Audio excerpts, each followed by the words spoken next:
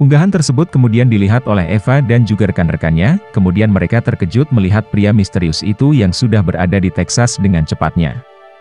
Hal tersebut tentunya mustahil untuk dilakukan dalam jangka waktu sesingkat itu. Eva lalu meminta rekannya untuk memblokir postingan tersebut agar tidak menjadi viral di media sosial. Felix kemudian berterima kasih kepada pria misterius itu karena ia telah menyelamatkan anaknya dari terjangan tornado. Felix lantas bertanya kepada pria itu bagaimana caranya ia menyelamatkan anaknya dari terjangan badai, lalu pria itu mengatakan kalau ia merupakan utusan Tuhan. Tak selang beberapa lama, seorang polisi datang untuk melakukan penangkapan terhadap pria misterius itu atas tuduhan melakukan migrasi secara ilegal. Untuk membalas kebaikan dari pria misterius itu, Felix menyewa seorang pengacara untuk membantu pria itu di persidangan. Ternyata penangkapan tersebut dilakukan atas perintah Eva, yang khawatir akan terjadinya perpecahan seperti yang diakibatkan oleh pria tersebut di Israel dan Palestina. Keesokan harinya, Eva pergi menemui pria misterius itu di ruang tahanan untuk menginterogasinya. Eva menanyakan apa tujuan dari pria tersebut, lalu pria itu mengatakan kalau semua yang ia lakukan adalah atas nama Tuhan. Seperti yang ia lakukan pada Aviram sebelumnya, lagi-lagi ia membongkar permasalahan yang sedang dihadapi oleh Eva saat itu. Hal itu membuat Eva menjadi berlinang air mata, dan membuatnya tidak tahan lagi untuk berada di ruangan tersebut bersama pria itu. Singkat cerita, persidangan kasus yang dihadapi oleh pria misterius itu sedang berlangsung. Ia dibantu oleh seorang pengacara yang telah disewa oleh Felix. Pihak Eva meminta hakim untuk menahan pria tersebut di Amerika, agar ia tetap berada di bawah pantauan dari Eva dan tidak bisa melakukan provokasi di negara lain lagi. Namun permintaan tersebut ditolak oleh hakim, dan sebaliknya hakim akan mengirim pria tersebut kembali ke negara asalnya. Pria itu kemudian angkat bicara, ia secara tak langsung menyindir dan membuka aib sang hakim, dan hakim itu pun merasa bahwa apa yang dikatakan pria itu memang benar. Akhirnya hakim memutuskan untuk mengundurkan persidangan. Peristiwa itu membuat heboh dunia maya, karena ini juga merupakan undang-undang yang sangat sensitif. Semua awak media pun berkumpul ke gedung persidangan untuk meliput peristiwa itu. Esok harinya sidang kedua pun dimulai, di sana tanpa bicara panjang, hakim pun langsung memutuskan untuk membebaskan dan meresmikan pria itu sebagai warga Amerika. Semua pun kaget mendengar keputusan itu, karena baru kali ini Amerika memperbolehkan warga Arab menetap di sana, begitu juga para pejabat negara, dan berita pun menyebar dengan cepat. Di tengah kerumunan awak media, pria itu pun dibawa pulang oleh Felix. Felix agak lega atas keputusan itu, dan ia pun sempat jadi sorotan media. Beberapa hari kemudian semua orang dari penjuru dunia mendatangi kota Texas, yang merupakan kediaman Felix dan Sang Almasih itu, karena semua orang percaya bahwa pria itu adalah Tuhan Yesus. Para awak media pun juga berada di kota Texas, untuk meliput Sang Almasih. Di sisi lain, Eva juga memonitor CCTV yang sebelumnya ia telah pasang di sekitar tenda pria itu. Sementara itu, para pengikut Al-Masih di Suriah telah menanti kedatangan pemimpin yang mereka percayai sebagai sang penyelamat itu. Mereka sudah berminggu-minggu menginap di perbatasan, hingga bantuan makanan pun mulai habis. Bahkan saat mereka melakukan ibadah, salah satu warga tewas kelaparan. Samer pun memutuskan untuk kembali ke Suriah, namun Jibril menolaknya, karena ia yakin bahwa pria itu akan kembali dan menolong mereka semua. Samer kembali meyakinkan Jibril untuk pergi, dengan mengatakan bahwa kenyataannya pria itu telah berubah menjadi Tuhan orang-orang Amerika. Seorang ulama juga menjelaskan bahwa pria itu bukanlah Nabi Isa yang kembali, kemudian mereka akhirnya memutuskan untuk mengungsi di negara terdekat, yaitu Yordania. Namun Jibril tetap bersikukuh untuk menunggu pria itu di perbatasan. Samir pun terpaksa harus meninggalkannya, karena ia merasa bahwa Jibril telah murtad. Sementara itu, Aviram pergi ke Amerika dan melakukan sebuah penyamaran, ia membeli pistol dan kemudian berangkat menuju Texas. Ia mempunyai misi untuk menangkap pria yang telah membuatnya dicap sebagai pengkhianat negara. Aviram langsung pergi ke belakang tenda pria itu dan menodongkan pistol. Di saat yang bersamaan, Eva melihat kejadian itu, ia lalu berlari menghampirinya. Namun ketika Aviram akan menembaknya, tiba-tiba ia menjadi ragu dan membatalkan misinya. Pria itu kemudian pergi meninggalkan Aviram, Eva kemudian menemui dan memberitahu Aviram bahwa ia juga sedang menyelidiki pria itu.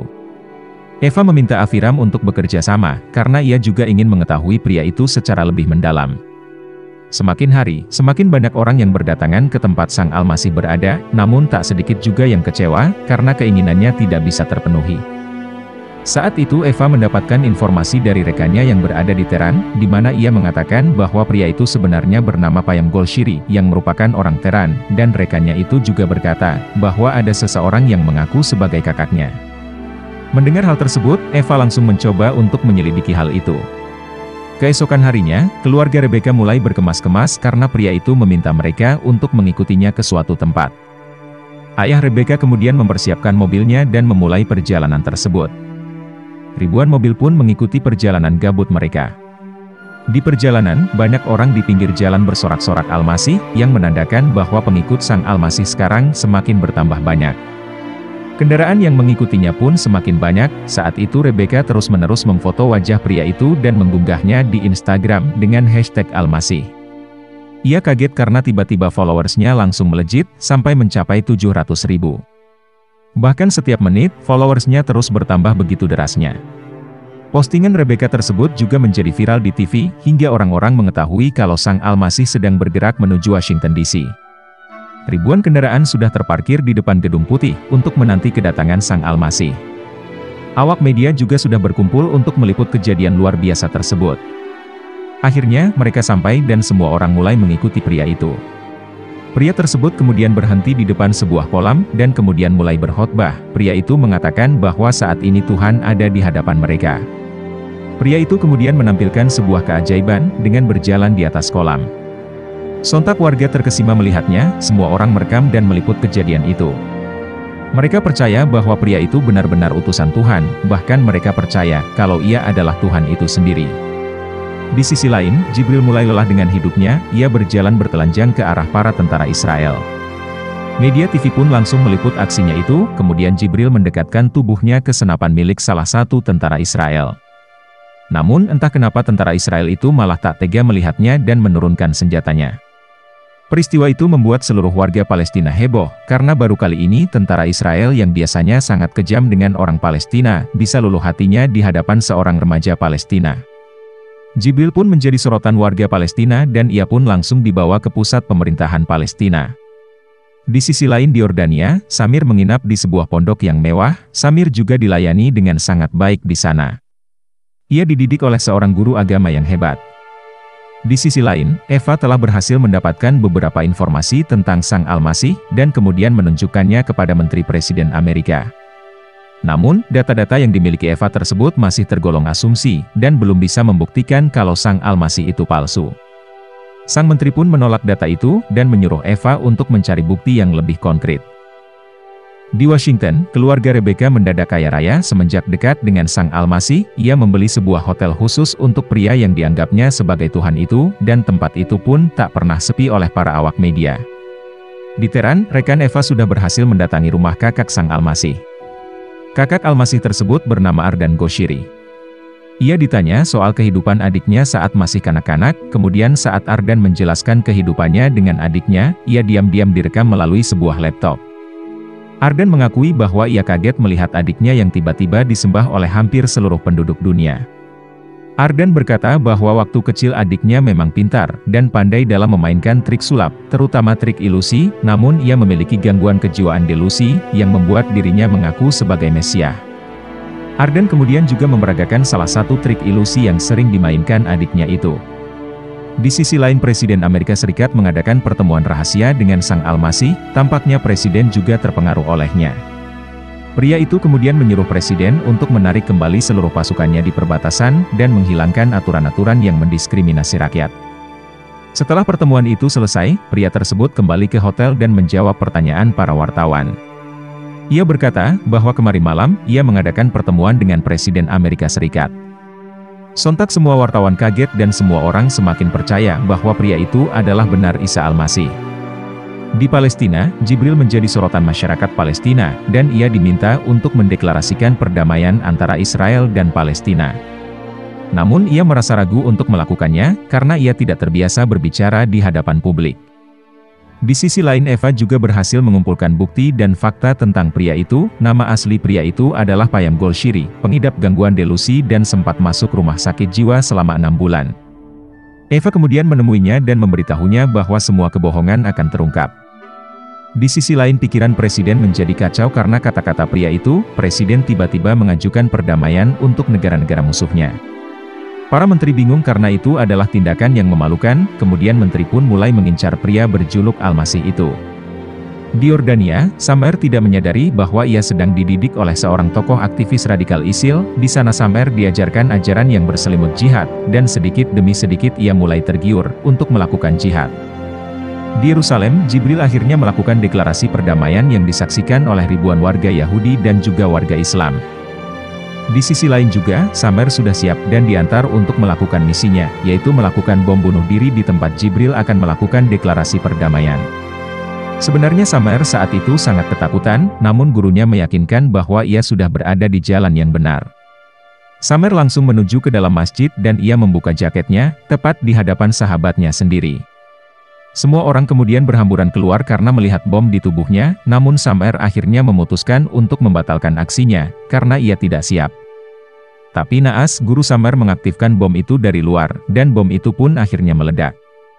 Korban tewas sangat banyak akibat pengeboman itu, termasuk juga rekan Eva yang saat itu bertugas di sana.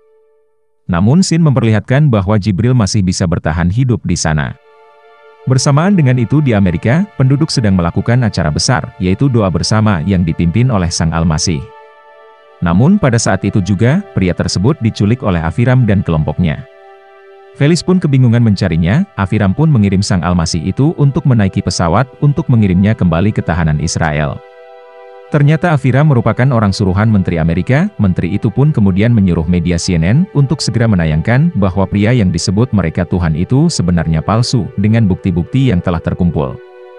Esoknya berita pun mulai tersebar bahwa Al-Masih tersebut ternyata palsu. Semua orang pun kecewa mendengarnya, termasuk juga Felix yang hancur dan malu, sampai-sampai ia nekat membakar gerejanya. Di sisi lain pesawat yang ditumpangi Aviram dan pria itu tiba-tiba meledak. Aviram sadar bahwa pesawat mereka itu sudah ditanami bom. Namun Aviram heran melihat Sang Al-Masih yang tetap tenang, meskipun pesawat saat itu mengalami kerusakan hebat dan akan jatuh. Tak lama kemudian, pesawat itu pun jatuh di sebuah ladang bunga, dan seorang anak pun melihat kejadian itu. Anak tersebut mendekati lokasi jatuhnya pesawat, dan tak lama setelah itu Aviram tersadar. Aviram diberitahu oleh anak itu, kalau ia sebenarnya sudah mati, namun Sang Al-Masih menghidupkannya kembali.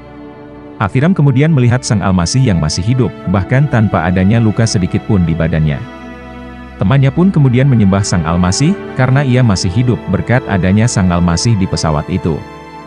Film ini diakhiri dengan sebuah tanda tanya besar, siapakah sebenarnya pria ini? Jika ia adalah Al-Masih palsu, bagaimana bisa ia menghidupkan orang yang sudah mati, dan selamat dari sebuah kecelakaan pesawat, tanpa adanya luka sedikit pun? Oke, itu tadi alur cerita serial film Mesiah Season 1, yang ceritanya akan berlanjut di Season 2. Jika kalian suka dengan video ini, mohon dibantu untuk like, share, komen, dan tentunya juga subscribe channel ini. Saya pamit undur diri, sampai jumpa di alur cerita film selanjutnya.